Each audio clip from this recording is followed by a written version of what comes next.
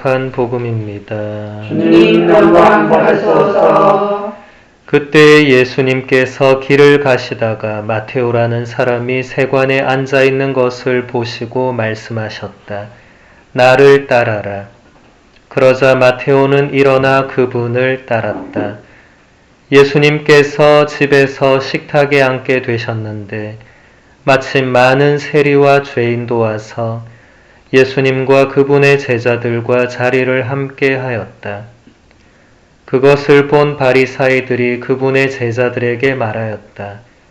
당신네 스승은 어째서 세리와 죄인들과 함께 음식을 먹는 것이요? 예수님께서 이 말을 들으시고 그들에게 말씀하셨다. 튼튼한 이들에게는 의사가 필요하지 않으나 병든 이들에게는 필요하다. 너희는 가서 내가 바라는 것은 희생 제물이 아니라 자비다 하신 말씀이 무슨 뜻인지 배워라.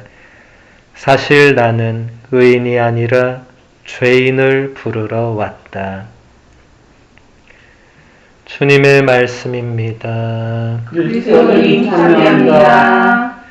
찬미 예수님. 찬미 예수님. 오늘 복음에서 예수님께서는 세리였던 마테오를 당신의 제자로 부르십니다. 나를 따르라는 예수님의 한마디 말씀에 마테오는 곧바로 자리에서 일어나 예수님을 따라 나섭니다. 사실 마테오는 예수님의 부르심을 거절할 수도 있었습니다. 남들에게 죄인 취급을 받든지 말든지 세리라는 직업으로 평생 돈을 만지면서 여유롭게 살 수도 있었습니다. 로마 제국이 멸망하지 않는 이상 그것은 안정된 직장이나 마찬가지였습니다. 그와 반대로 예수님을 따라간다는 것은 안정된 직장을 내팽개치고 모험을 거는 것과도 같았습니다. 마테오는 예수님이 누구이신지 또 어떤 분이신지 잘 몰랐거나 전혀 몰랐기 때문입니다. 그럼에도 불구하고 마테오는 예수님의 부르심에 곧바로 일어나 예수님을 따라 나섰습니다. 이렇게 마테오가 곧바로 예수님을 따라 나설 수 있었던 이유가 무엇일까? 그 순간에 마테오가 정신이 잠시 나갔거나 아니면 예수님으로부터 무언가를 느꼈기 때문일 것입니다. 저는 두 번째 경우라고 생각합니다. 만약에 마테오가 그 순간에 잠깐 정신이 나가서 예수님을 따라 나섰다면 나중에 정신이 돌아왔을 때 예수님을 떠나서 다시 세관으로 갔을 것이기 때문입니다.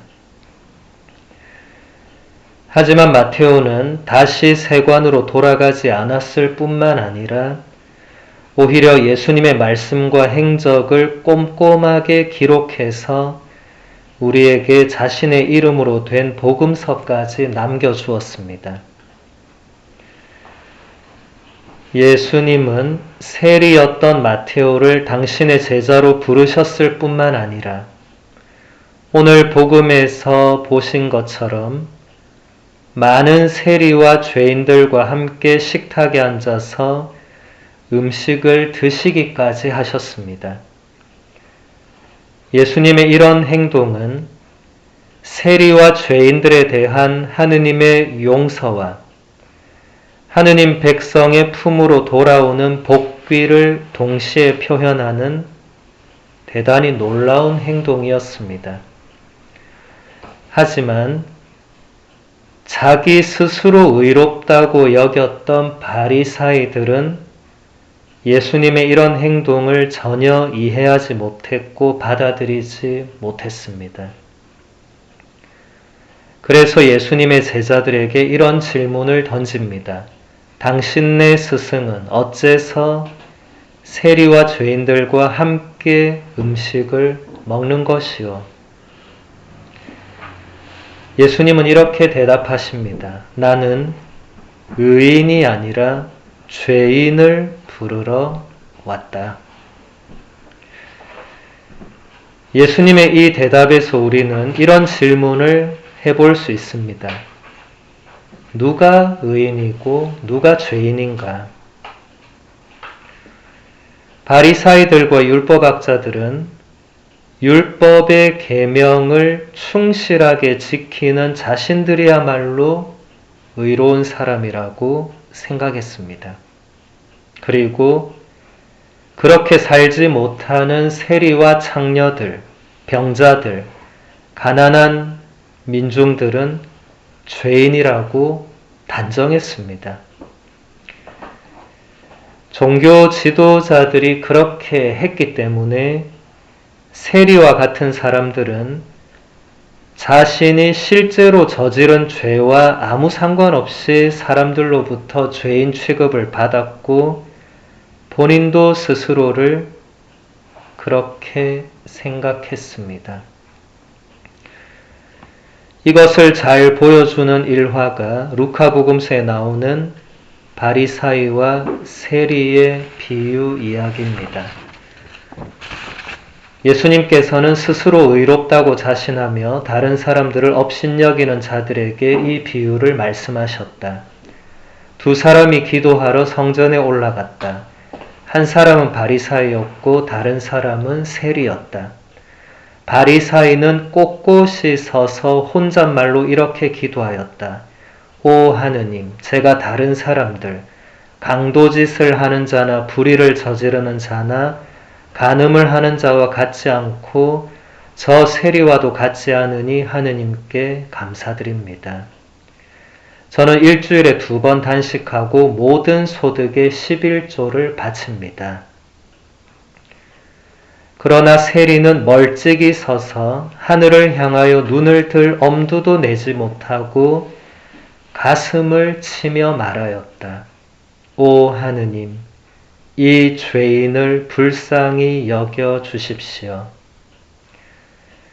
내가 너희에게 말한다. 그 바리사이가 아니라 이 세리가 의롭게 되어 집으로 돌아갔다. 누구든지 자신을 높이는 이는 낮아지고 자신을 낮추는 이는 높아질 것이다.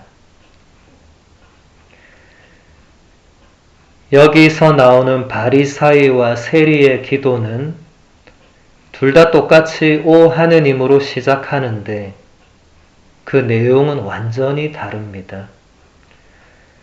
바리사이의 기도를 한마디로 요약한다면 나는 저런 죄인들과 달리 의롭기 때문에 하느님의 용서와 자비는 별로 필요가 없다.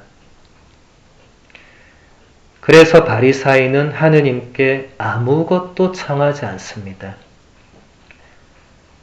반대로 세리의 기도는 표현한 그대로 죄인인 저를 불쌍히 여겨 주십시오. 이렇게 됩니다. 저는 너무 큰 죄인이기 때문에 하느님의 자비와 용서가 절실하게 필요합니다. 라는 내용입니다. 예수님께서는 저 바리사이가 아니라 이 세리가 의롭게 되어 집으로 돌아갔다고 선언하십니다. 여기서 우리가 분명하게 알 수 있는 것은 의인과 죄인이 따로 정해져 있는 것이 아니라 다만 죄인이 의롭게 되는 것만 존재한다는 사실입니다. 죄인이 의롭게 되는 것을 전문 용어로 의화라고 합니다. 의화는 하느님 사랑의 가장 뛰어난 업적입니다. 왜냐하면 죄인들을 당신의 사랑과 자비로 용서해 주시고 의롭게 해 주시는 엄청난 일이기 때문입니다. 그래서 아우구스티노 성인은 의화에 대해서 이렇게 설명합니다. 불경한 사람의 의화는 하늘과 땅의 창조보다도 더 위대한 일입니다. 하늘과 땅은 사라지겠지만 선택된 사람들의 구원과 의화는 결코 사라지지 않을 것이기 때문입니다. 죄인들의 의화는 천사들을 의롭게 창조한 일을 능가합니다.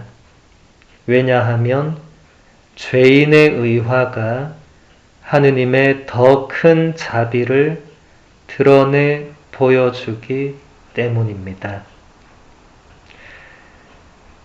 여기 모인 우리 모두는 죄인입니다.